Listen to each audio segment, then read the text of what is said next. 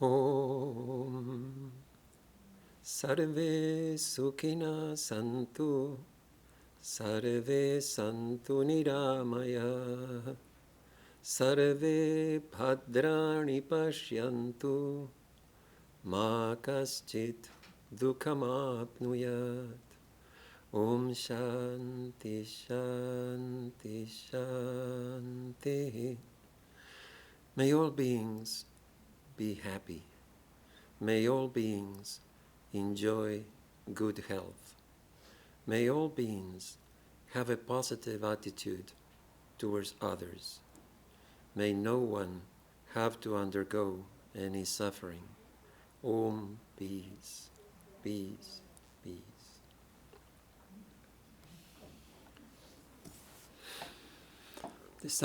The subject of today's talk is just one word: transformation.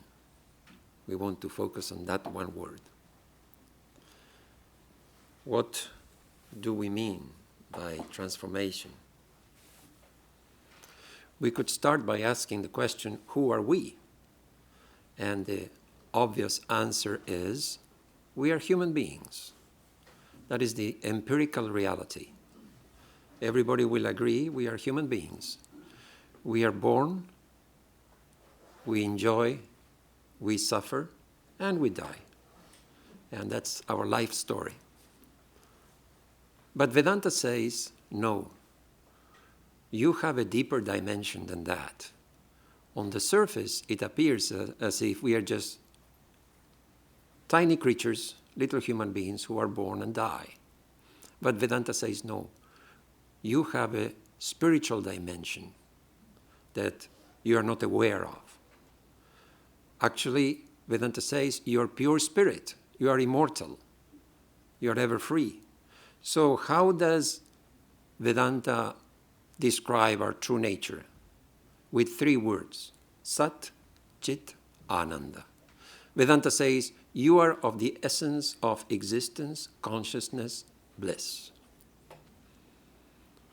So there seems to be a long distance between the human being and Sat, Chit, Ananda.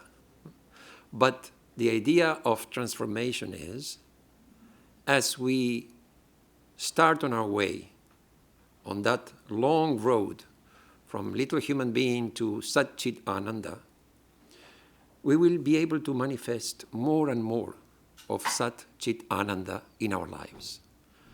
So more Sat existence. The more spiritual we become, the less we'll be afraid of death, of uncertainty. We feel that somehow I will not die. It's not a rational understanding. It is intuitive. I will not die. So naturally, the more spiritual a person becomes, the less afraid they are of change, uncertainty, and death. So as we progress, more and more Sat existence. More and more Chit, or consciousness. Normally, our consciousness is very limited. I say, I am this body, I am this mind, I am this individual. But as we progress, we begin to feel a connection with others. Again, it's not rational. It's not that we wake up one day and say, oh, I'll feel one with others. It doesn't work like that. We cannot force it. It's intuitive. Gradually, we begin to feel a connection with others. So if somebody else is miserable, I feel miserable. If somebody else is happy, instead of being jealous, I will rejoice. That shows my consciousness has expanded beyond my little individuality. So the more we progress, the more we will manifest this expansion of consciousness. And finally, Ananda. Ananda means bliss. So again, we are susceptible to whatever happens in our lives. A good day, we are happy. A bad day, we are miserable. So as we progress, we'll find that there is a joy within me that is completely unrelated to what happens outside. So on a bad day, I'll feel like, it's okay. It's not too bad. So this cheerfulness will come into our lives the more we progress towards Sat Chit Ananda. That Ananda will be all the time with us. Sometimes, yes, circumstances are good, sometimes they're bad. And yet there is something within me that is always in a kind of peaceful, contented, satisfied, like a kind of fulfillment that doesn't depend on what happens outside. Yes, my car broke down, but still, it's part of life. It doesn't affect me so much, anything that happens in our daily lives. So we see a progression. This is the transformation, that from little human being who is affected by everything all the time, very dependent on external circumstances, we begin to change. As we approach Sat Chit Ananda, which is our real nature, these things come to us. Less fear, expansion of consciousness, and some kind of satisfaction with life, some peace with life that has nothing to do with what happens to us in our daily lives. So when we look around us, we see that everything is changing. And some things look like they don't change. One theme they use for meditation is the Himalayas. Meditate and your mind should be motionless like the Himalayas. The snow-clad peaks of the Himalayas, they never change, always the same. So you be like that, motionless, changeless. But is it really so? If you wait millions of years, or maybe even thousands of years, the Himalayas will change. And if you wait long enough, they will disappear also. It's just that the change is so slow that we don't perceive it. So we say, oh, the Himalayas never change. So certain things we feel like they're changeless. But no, it's just too slow. Sometimes it is too fast. And again, we cannot perceive it. The Buddhist example is, you take a lighted flame, a torch, and you whirl it around very fast at night. And if you ask somebody, what do you see? They will say, I see a circle of fire. But if you stop the motion, there is no circle of fire. But because it is very fast, it has the appearance of permanence. It doesn't change, it's just a circle of fire. The truth is, it's just the flame that is moving very fast, giving the appearance of permanence. So whenever we see something that doesn't change, it either means it's changing too fast or too slow for us to perceive it. But the idea is everything around us, including ourselves, is changing all the time. The Greek philosopher said, Heraclitus, no one can step into the same river twice. Why? Because it will not be the same river. But he goes further, he says, and it will not be the same person either. So the river will change. You go to the Mississippi River and you take a dip. You come back and say, I took a dip in the Mississippi River. Then you go the next day, or even after half an hour, take another dip, come back and say, I took a dip in the Mississippi River. Is it the same water? No. But we call it the Mississippi River. The water is changing all the time. You cannot dip in the same water. You cannot. It's changing all the time. So the philosopher says, no one can step, truly speaking, into the same river twice. Because it's not the same river, but also it's not the same person. Like we will change. If you take a dip after half an hour, the change is negligible. Nothing has happened to you. If you take a dip today, and again after 20 years, wow, what a change. The person has changed a lot. So in half an hour, you don't notice the change. In 20 years, you notice. Everybody notices it. So not only, this saying is very profound. Not only is everything changing around us, but we are changing. Our perception of the change also changes. So no wonder the world is very confusing. Everything is changing all the time, including ourselves. Swami Vivekananda said, accepting the infinite spirit, everything else is always changing. So this is the idea that Swamiji said, Vedanta says. Only the spirit doesn't change and everything else whatever you find in this universe is changing all the time. Then you have the perception of change also differing between different people. So suppose today's talk starts 10:35, ends 11:35. So everybody will agree there will be a change in time from 10:35 to 11:35. This is a universal experience. But for someone, it may pass relatively fast. For someone else, it may last forever. So what's the difference in the perceiver? It is 1 hour for everybody. Some people fall asleep. Some people can't wait for it to end. And some people will say, oh, it passed very quickly. So the perception of the change varies according to the individual. That's a very important point. So everything is changing. Our body, our thoughts, our relationships, our priorities, our circumstances, they're changing all the time. And this change you could divide into 3 categories: positive, negative, and neutral. What is positive change? The change that we welcome, we desire. Suppose a couple want to have children, and they have a child. And the child begins to grow up.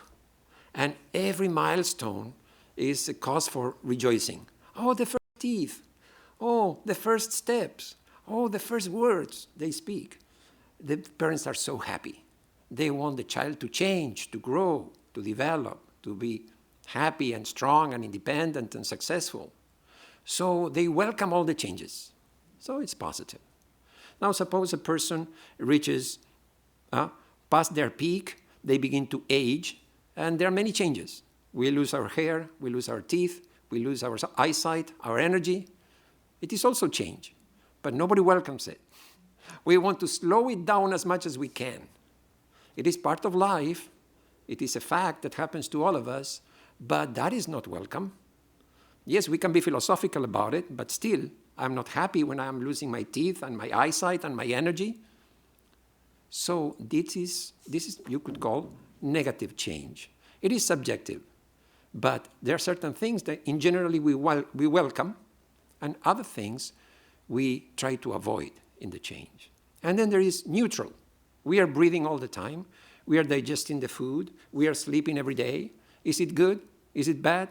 Meh, it's part of life. We don't think about it. It is changing all the time in the background. It is not something that concerns us. If it is positive or negative, then we get involved.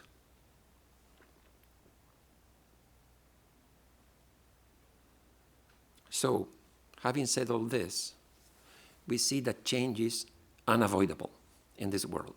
There is no way out. We are in the midst of change. We are changing all the time. So the next question would be, can we control change? Can we direct change? Because that is part of the transformation. We cannot avoid the change. Okay, since we cannot avoid it, can we direct it? That would be the next question.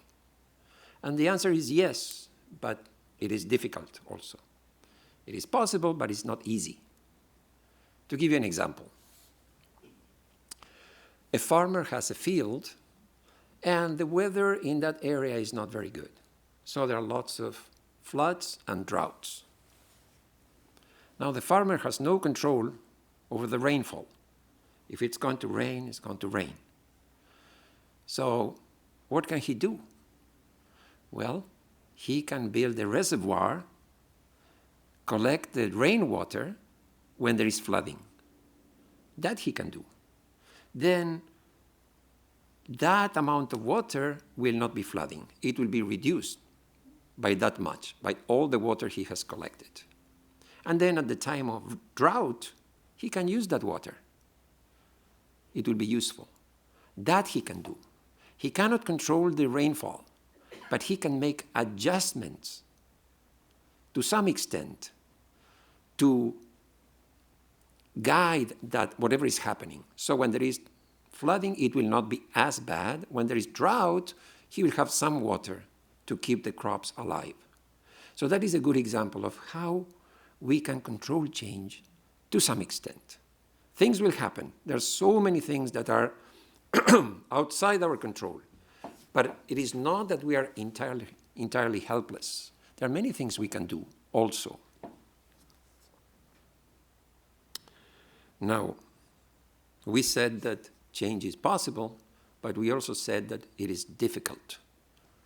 This deliberate change. Why? Why is it difficult? There is something called inertia that does not just apply to physical objects. In physics, normally you speak about inertia.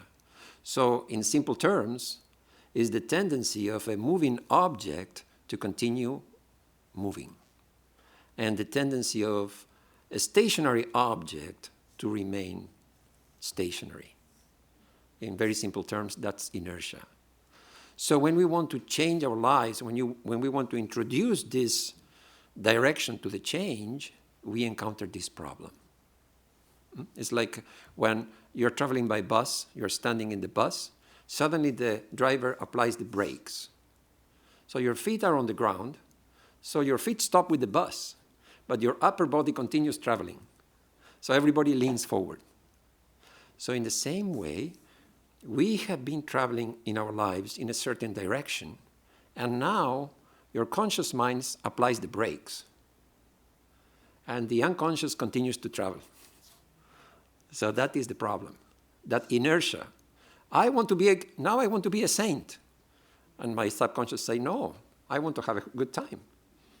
So that is the problem, that inertia, that we suddenly decide we want to change direction.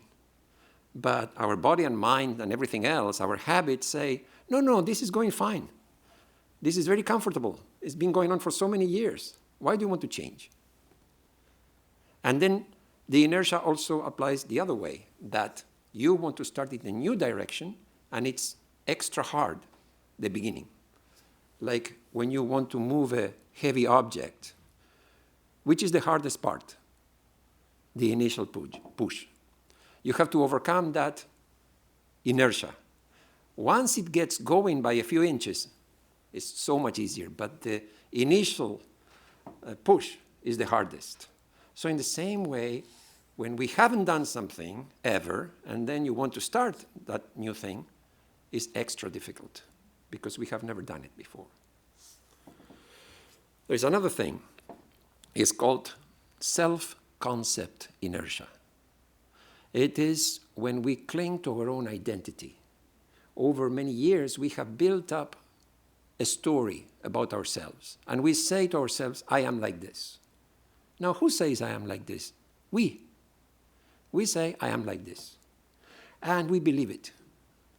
And if I am like this, how can I do that? How can I do this new thing? The psychologists call it cognitive dissonance. What is cognitive dissonance? It's when I try to do something new, but my mind is telling me, this is not you. It feels odd. Like, suppose somebody is very shy, and their counselor says, you have to talk to a stranger every day. Now, the first time they try, it's so uncomfortable for the person because they're very shy. They have to overcome that shyness. And they will feel, this is not me. I can't do this. I am shy. They have been telling themselves so long, I am shy, that they end up believing, how can I do it otherwise? I am shy. So we have to overcome that, clinging to that personality we have built up. That is one of the reasons why change is difficult, because we tell ourselves these stories and we believe them. And then, how can we change? But Vedanta says we have infinite power within us, infinite possibilities. Don't believe this little story that you are like this or like that. If you try, you will see. It's like a miracle. Remember the story of Hanuman. So Hanuman was born with great powers. But as a child, he was naughty. And he used to do all kinds of mischief. So once he disturbed some sages who were meditating. And the sages cursed him. And they said, You naughty boy, you will forget all your powers until the time comes when they are needed. Then somebody will remind you, and you will get them back. Immediately, Hanuman lost all his powers. Then, after a long time, when the army of Rama was coming to rescue Sita, they had to cross the ocean to Sri Lanka. And there was no way to cross. Then Jambavan, the bear, he reminded Hanuman, don't you remember your powers? You can fly in the air. You can jump to the other shore. It's nothing for you. Immediately he remembered. And he got back all his powers. So this nice story of Vedanta represents all of us. It's the curse that we have forgotten our infinite power and we believe we cannot. Vedanta reminds us and says, no, you can. Of course you can. So that is our own clinging to our personality, to our own story. Then there is another aspect. Society reinforces this. So we have been telling society, I am like this. And then our relatives, our friends, our colleagues, they tell us back, yes, you're like this. So they have interacted with us. We have shown them our personality. And they say, oh, yes, you are like that. So now the inertia is from people around us. If we change, they will say, hey, wait a minute. What is this new thing? Now I have to adjust to the new you. I know you're like this. Why are you doing that? This is not like you. So we not only have to overcome our own superstition that I am like this and I cannot change. We also have to convince everybody else that no, look, I am different now. So we may lose some friends and we may gain new friends. There's the price to pay. Because society in general, they will like you as you are. They got used to you. So if you change, it is always more work for them. Then there is fear. The fear of the unknown. That also prevents us from change. Fear of loss, and etc. That is a natural thing that holds us back from changing. And finally, attachment. There is a little joy in our lives, and we don't want to give it up. That is why people stay in toxic relationships. They suffer a lot through toxic relationships. But there are good days also. There are happy moments also. And they cling to that, and they cannot escape. So in the same way in our lives, it's not that we are miserable all the time. There is happiness also. And at least that is something we are certain of. If we change, maybe we will lose that. So that attachment holds us back. So there is this inertia of self-identity. Then there is society telling us also don't change. Then we have fear and attachment. So this is why this change is so hard to direct. Now, it sounds very philosophical and disconnected from our day-to-day life to say, I am Sat Chit Ananda, and I have to reach that goal. So where should we focus? We want to change. We want to direct that change. And the goal is union with God. So where should we focus? Well, Vedanta says you cannot jump just like that from ordinary human being to union with God. You have to go through this transformation. And there are 4 areas where we should work. The 4 goals of life. Dharma, Artha, Kama, and Moksha. So Dharma means righteousness.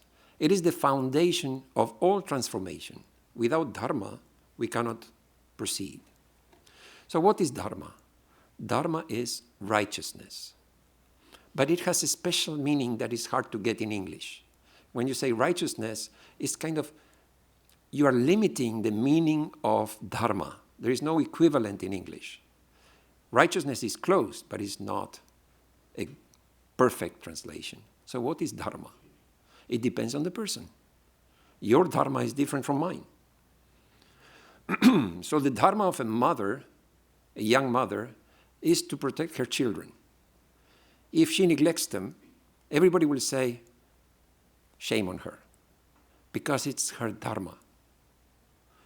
The dharma of a priest is to pray. If they live a lazy life and they don't pray, everybody will say, shame on him, because it is their dharma. They are supposed to pray. And the mother is supposed to protect the children. So each one of us has a reason to live, a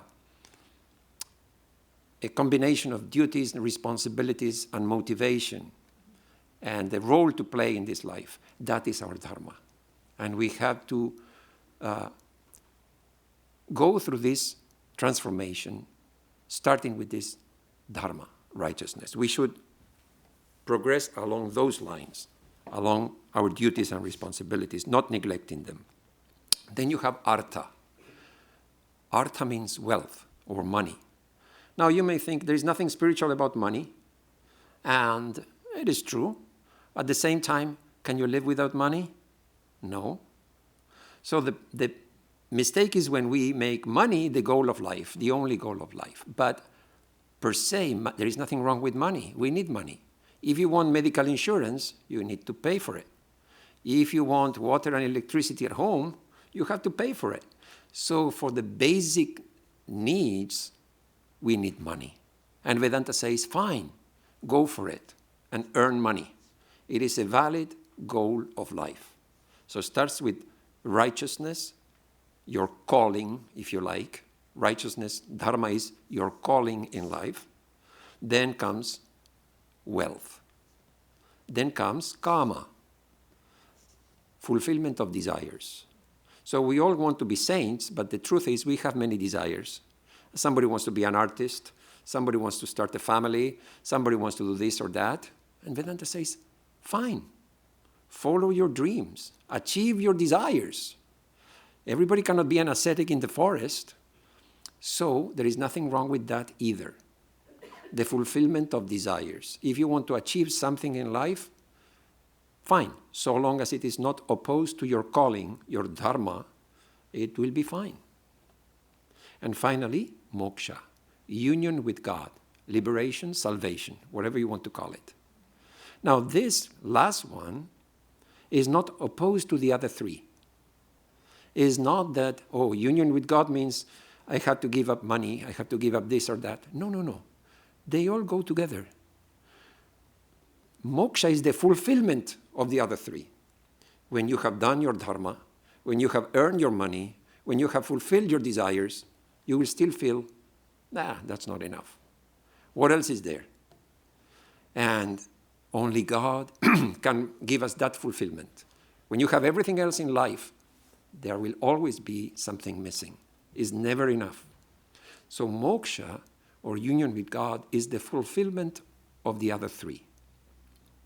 So these are the four areas where we should work this transformation. We can work it out. Where to start? Well, we should start with ourselves. Don't try to change the world. That is too hard. So many people have tried, and everybody has failed. But we can try to change ourselves at the personal level. Swami Vivekananda has said, change the subject, and the object is bound to change. Purify yourself, and the world is bound to be purified. The world will change if we change. We see in the external world the same image that we carry in our hearts.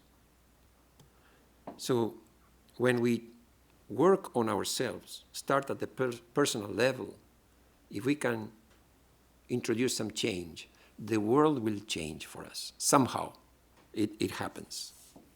So how to work on ourselves? We have three areas: body, mind, and soul. All three have to be strong. We cannot neglect any of them. So a strong mind is important. A weak mind cannot be truthful. A weak mind cannot be detached. So you need a strong mind to be truthful no matter what. to be detached, etc. Again, with the body. If the body is ill all the time, you cannot think of God, and you will need other people to help you. How can you serve them if you are sick all the time? So I'm talking about the ideal situation. Of course, somebody will be sick, somebody will have some mental weakness. That's, of course, nobody's perfect. But ideally, we should not neglect any of these aspects. And then, spiritually, you could be very strong physically and mentally and still be completely depraved and kill somebody because spiritually they are weak. So you need all these three: a strong body, a strong mind, and a strong moral compass to guide your actions. Otherwise, no matter how much we achieve, we'll be lost without moral understanding. Swamiji said, we want muscles of iron and nerves of steel. In other words, physical and mental resilience for this spiritual path. After that, when we have gained some strength in ourselves, we can start thinking about others. Like, if we are contented, if we are peaceful, it will affect my family members as well. My spouse may not be interested in spiritual life, but if you become spiritual, they will be affected. If you are more peaceful, you will not argue so much. So they'll say, oh, that's good, So they may not be looking for it, but they will benefit indirectly if we become spiritual. So that is how we change the world, by changing ourselves. And the most important of these three we can focus on is our thoughts. That is how we work on ourselves. The thoughts are very important. Swami Vivekananda said, change happens from inside out. It is always the subtle that affects the gross. There is this nice English couplet that goes like this: sow a thought and reap an action. Sow an action and reap a habit. Sow a habit and reap a character. Sow a character and reap a destiny. Very nice. I think in a few words it has summed up what we want to achieve. But it all starts with thoughts. When you think about something repeatedly, you act on it. That is the secret of advertising. It will show you someone very charming eating some hamburger, and they are like transported to heaven. Suddenly they fly in the clouds and everything is blissful. You see it once, you see it twice, you see it 20 times, and you end up buying that same burger. So the advertisers know this. They know the power of thought. So when you repeat a thought, you end up acting on it. It's the subconscious mind just doing the work. We are not even conscious of it. So the advertisers, they know this, and they will influence our subconscious. And we end up buying the shoes they want or eating the food they want, etc. So from thought, action. From action, habit. There are many things that when we do the first time is very hard. I remember when I came to Vedanta, in the beginning, get up at 5 a.m. Oof, really hard the first few days. But gradually it becomes easier and easier. And then you cannot wake up other than 5 o'clock. You just cannot. It's not possible. So that is the power of habit. You do something repeatedly, it becomes a habit. And what used to be very difficult becomes second nature.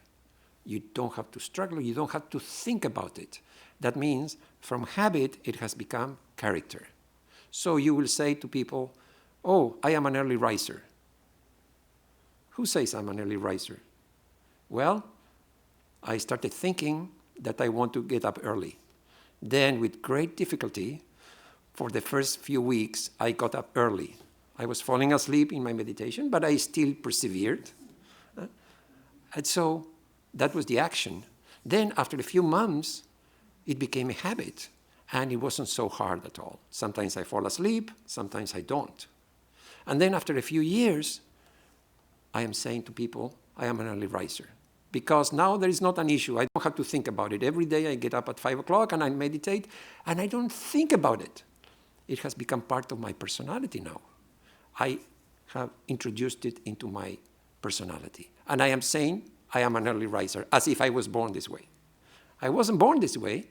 It started with a deliberate effort, and the result is I speak very naturally, I am an early riser. So that is how the transformation takes place. It all starts at the level of thought. Another example. A sculptor is given a piece of marble to make a sculpture. They don't know what they will do. Will it be a lion or an eagle or a human being? He thinks, what do I want to make from this rock? Then he makes up his mind. Okay, I'll do a lion.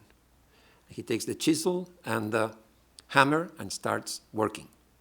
And finally you have a beautiful lion sculpted.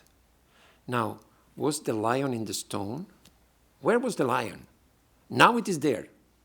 It is made of stone. But where was it? Where did the lion come from? It came from the mind of the sculptor. It was there. He conceived it, and then he projected onto the stone, and then he worked on it, and he brought it out. From the mind of the sculptor to the stone. In the same way, we think, we project, we act, and it becomes a fact. So Swamiji said, it's always the subtle that influences the gross. It's always thought that generates action. So that's why thought is very important. There is a Taoist saying that goes like this: if you correct your mind, the rest of your life will fall into place. Very extreme. Because there are so many things in our lives, how can everything fall into place? Swami Vivekananda said something similar. He said, what we call reality has two components. One is the external world. You see the same things I see. If I tell you there is a chair there, you will agree, yes, there is a chair there. The same place, same time, same object. Everybody will agree. So that is one aspect of reality. The other aspect of reality is how I think about the chair. What am I going to do with the chair? What is my relationship to the chair? If I'm a carpenter who specializes in making chairs, I will look at it and, I'll pay a lot of attention to that chair. But if I don't care about chairs, it's just a chair. I don't care. So like that, the other 50% of our reality is how we interact with it. So that makes up our reality. So we all live in the same world, but we have our own reality. Your reality is different from mine. We live in the same world, but the realities are different. A cheerful person has a disposition to be cheerful all the time. Now you may go to them and say, enumerate all what is wrong with the world. There is famine, there is war, there is injustice, there is this and that. And they will listen to you and they will agree. They feel with you. They know it is true. They want to do the best, they want to help. It is true. It's not that they are callous, it's not that they don't care. So they will understand, yes, and leave them alone. After some time, they are cheerful again. They can't help it. It is their disposition. They are cheerful by nature. Again, take a gloomy person. You may go to them and say, life is so good. Look at the sun shining. Look at the children playing, at the butterflies, and, so many good things in life. You say, yes, it is true. There are many beautiful things. Leave them alone for a while. Again, they are gloomy. They cannot help it. So the cheerful person has cheerful thoughts. And that will tinge, that will color their reality. They can't help it. If they have this cheerful disposition, they will be cheerful. It's just like that. And if somebody's gloomy, no matter how you try to prop them up and help them and show them the bright side, their thoughts are gloomy. And that percolates their reality. So that is why Swami Vivekananda said, our reality is half the external world and half our internal world, what's going on within us. So this Taoist saying now makes more sense. If you correct your mind, everything falls into place. Your whole worldview, literally, will change when you change your mind. So we said that we should start by working at the thought level. But Vedanta has a very gentle approach. If you want to change your thoughts or your habits, Vedanta says, don't focus on the negative. I shouldn't do this, I shouldn't do that. Vedanta says, be positive. So if you want to get rid of an undesirable thought or habit, just replace it. Don't remove it. Ignore it. And replace it with something positive. That is the secret of spiritual discipline or sadhana. Sadhana in Vedanta means trying to come close to God. It doesn't mean, give up fish, give up smoking, whatever. It will happen. You don't have to worry about that. If you work on approaching God, all those things will fall off by themselves. You don't have to worry too much about these things. The important thing is to focus on God. If we cannot do that, then it will be difficult. But Vedanta says, don't try to remove these things from your life. Ignore and focus on the positive. Approaching God. How can I love God? How can I introduce new things into my life so that I create new thoughts in my mind and new habits? That's the idea. Positive approach. Yes, we'll make mistakes. So what? Sri Ramakrishna used to say, the singers, they sing sa re ga ma pa da ni. Sri Ramakrishna said, it's very hard to keep it in ni all the time. So the singer comes down. But they go up and then come down. Very hard to keep it up there. So in the same way, Sri Ramakrishna said, the mind goes to the thought of God, goes up, but it's very hard to think of God all the time. It comes down again. Okay, let me watch TV. Okay, from the sublime to the ridiculous. But it's okay. But don't forget to try to go to ni once in a while. If we keep trying to think of God, just like a singer who trained themselves to sing the high notes, in the beginning it's hard, but the more they train themselves, the longer they can stay on the high notes. So in the same way, the more we train ourselves, we can stay in the thought of God. So we'll fail, so what? Continue, and it will become easier. The Gita says that this yoga, this spiritual path, should be practiced with perseverance and free from despondency. If you fail, so what? Don't give it a second thought. Just keep trying. The secret is not to give up. That's the positive approach. Once somebody asked Swami Vishuddhananda, who was the president of the order, a question. So this devotee said, Swami, in the evenings in the temple, we pray, we repeat the words of Hanuman. So Hanuman says to Rama in this famous prayer that, Lord, you know that I am speaking the truth when I tell you that I have no other desire in my mind, in my heart, other than to love you and the desire to be free from passion and all imperfections. So that is a famous prayer that Hanuman addresses to Rama. So this devotee said, how can we say that? We are full of desires. And we are going to the temple and says, Lord, you know there is no other desire in my heart than this. It's hypocritical. How can we say that? So that is the question. The Swami gave a beautiful answer. He said, you see people coming to bathe in the Ganges. So they take a dip in the Ganges, and that's a spiritual act. But there is a lot of debris floating on the waters. There are many factories on the banks. So there will be some dirt floating. So what do people do? They want to take a dip in the Ganga. So they go into the water, push aside whatever dirt there is, plants or whatever debris, and they take a dip and come out. So the Swami said, in the same way, when you go to pray in the temple, for the time being, you push aside all your desires, everything, and you open your heart. And you say truthfully to God, Lord, I truthfully can tell you, I have no other desires other than to love you and to be free from passion and imperfections. So at least for the time being, you have pushed aside all our desires, and you are being truthful. Then you come out of the shrine and same thing. Everything comes floating back.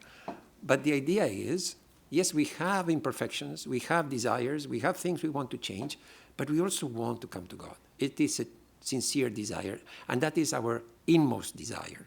All other things we want to overcome, but we are unable to overcome. So the Swami said, for the time being, when you go to pray, just push everything aside, all other thoughts, and open your heart to God and say, this is truly what I want.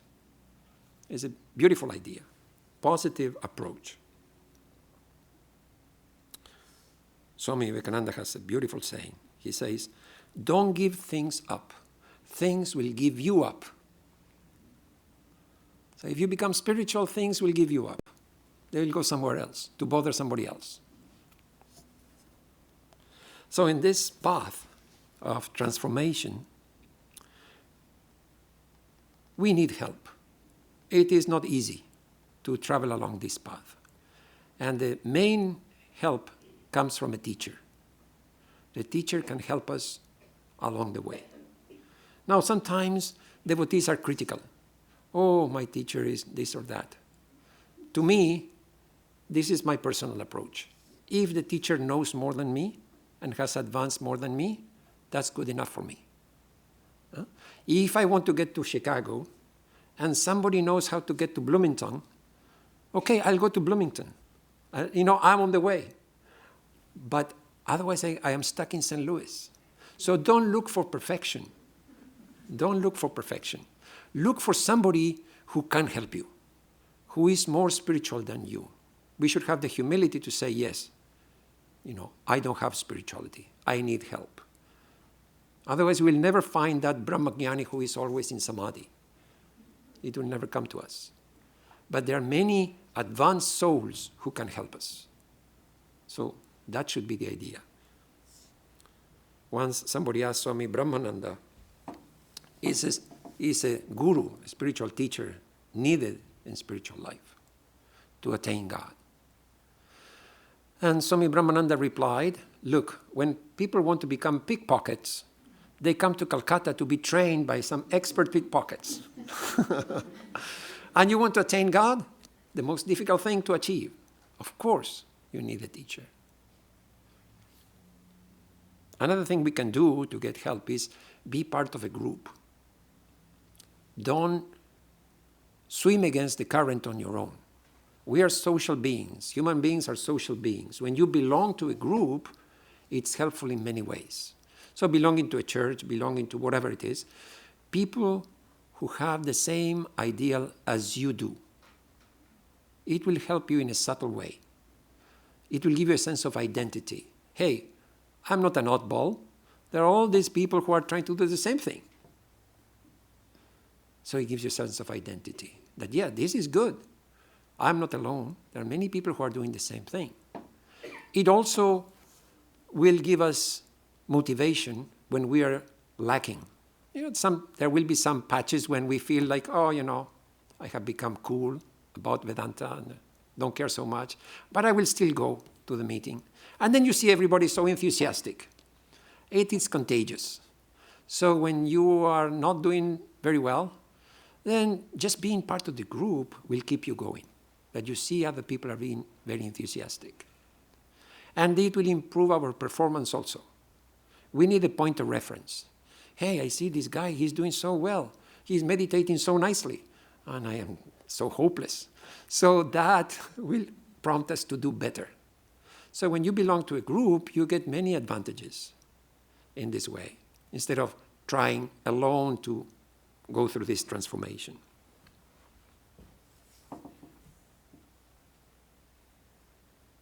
Another thing we can do is we have to pay attention to how we manage time. We have to manage our time wisely. And that doesn't mean that we should be in a hurry all the time. But we shouldn't waste time. So sometimes when people say, I cannot waste time, I'm in a hurry. So the reason why they cannot waste time is because they're in a hurry. But in Vedanta, the idea is, you don't want to waste time, and you are not in a hurry. That is the secret. I don't want to waste time, and I am not in a hurry. Now, does it mean that I should be working all the time? No relaxation? No. You should have fun, adventure. So you don't have to give up anything. All we have to do is introduce new things into our lives. So managing time wisely means you continue with your work, you continue with your family, you continue with your social life, you continue having fun and relaxation, but also you try to come closer to God.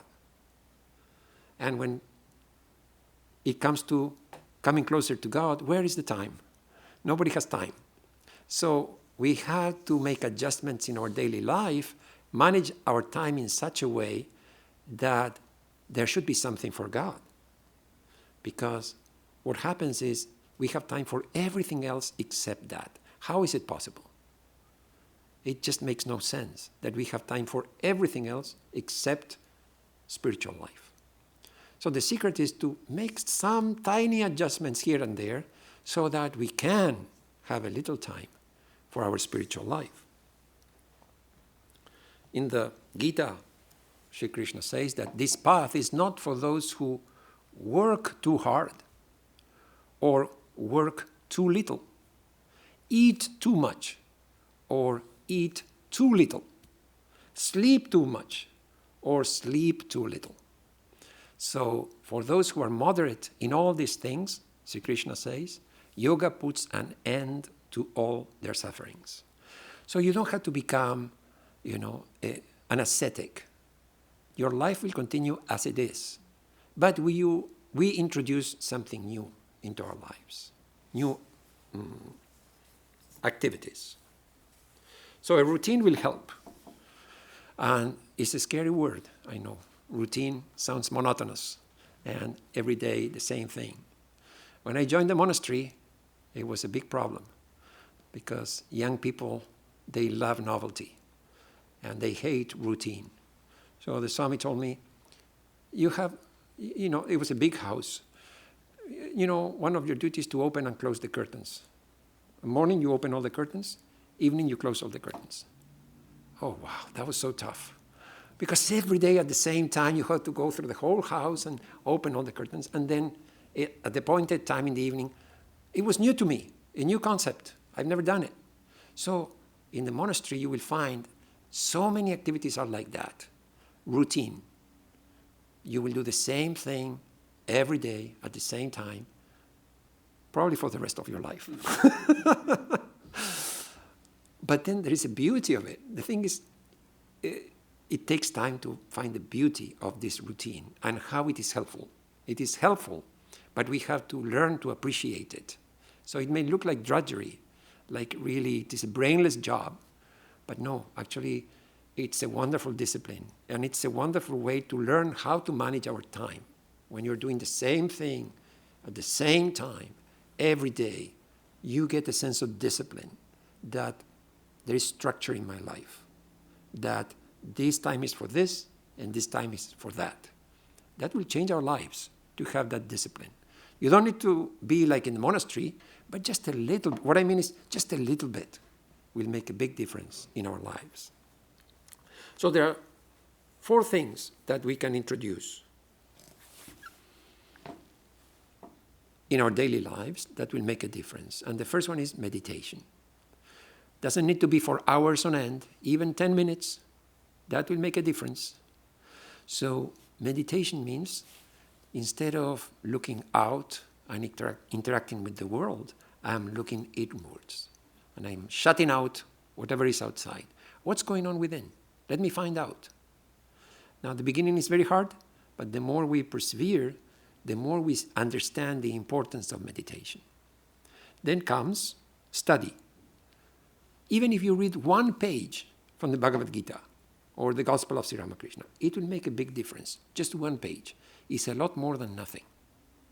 So can we just read 1 page a day and meditate 10 minutes a day? That's not that hard. And then satsanga, holy company. You know, it may not be possible every day, but you can go to church once a week, twice a week, and in a subtle way, that will influence us. It is not that, we had to hug somebody or something like that. It's just this holy company acts in a subtle way, just to be in that environment. So that helps as well. And finally, seva, serving others. If we can find an opportunity daily or frequently to do something for somebody else, nothing spectacular, small things, can we have the attitude that when I see an opportunity, I will jump to serve instead of running away. I will try to have that attitude that, hey, whenever there is need to do something that nobody else wants to do, hey, this is my chance. Let me jump and do it. So that is about managing time. And the final thing is giving ourselves time or patience. That is hard, to be patient, to be able to wait for it to happen. Sometimes all we need is time. There's a Taoist saying, nature does not hurry, yet everything is accomplished. Nature does never hurry. It has its own time, the cycles of nature. The summer will take so many months, and the winter will come. You cannot rush the summer and say, hey, pass quickly. The summer will last as long as it wants. So nature has its cycles. So it doesn't hurry, but everything is accomplished. You imagine a boulder and a drop of water falling on that boulder. What can the drop of water do to it? Nothing. It's just an insignificant drop of water falling once in a while on that huge rock. Now, if you wait thousands of years, you will find 2 rocks, because that little drop has split into 2. That's the power of the drop of water. If you are patient to wait, that drop of water will cut through the rock.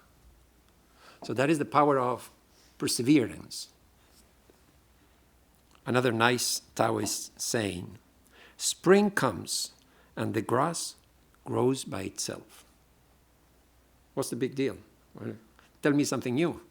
Spring comes and the grass grows by itself. But actually there is a deep meaning. When the time comes, things will happen. When the spring comes, the grass will grow by itself.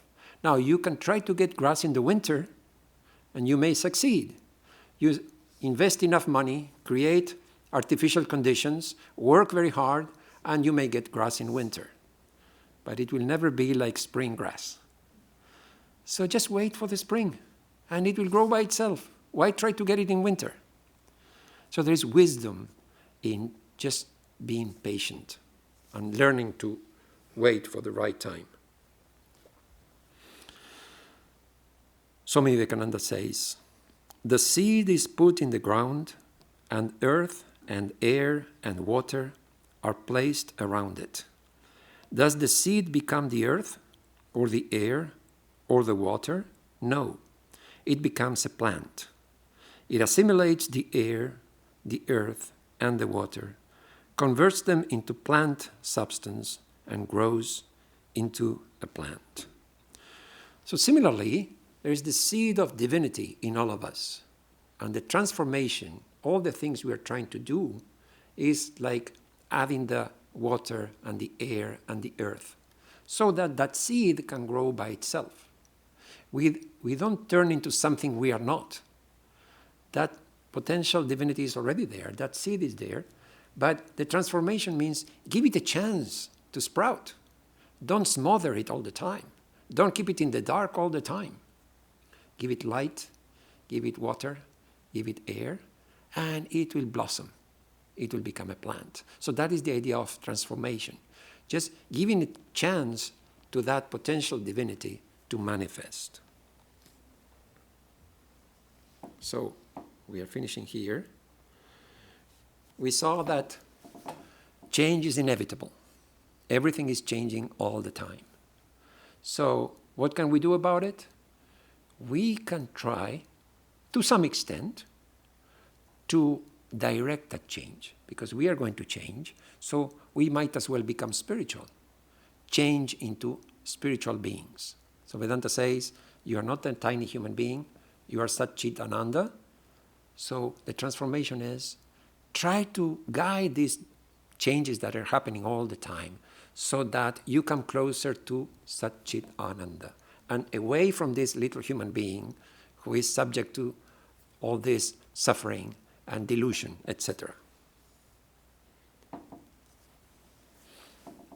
And the change will come to all of us. That is our destiny. Even if it is by chance, even if it is in the last minute of our lives. Remember the story of Ajamila from the Bhagavatam? He was a great sinner. There was no sin he had not done. And he was about to die. He was very attached to his young son, a toddler. The name of the son was Narayana, a name of God. So as he was about to die, he saw this toddler coming close, and out of attachment, he shouted, Narayana, and died. So he was going to be taken to hell. The demons were ready to pounce on the soul. But then he said Narayana. So the messengers from heaven came and took the soul to heaven. So it's not that he was thinking of God, he was calling his son.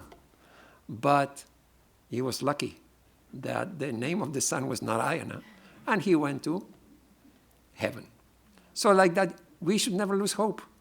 It can happen to any of us at any time. We don't know. The secret is to keep trying and working on this transformation.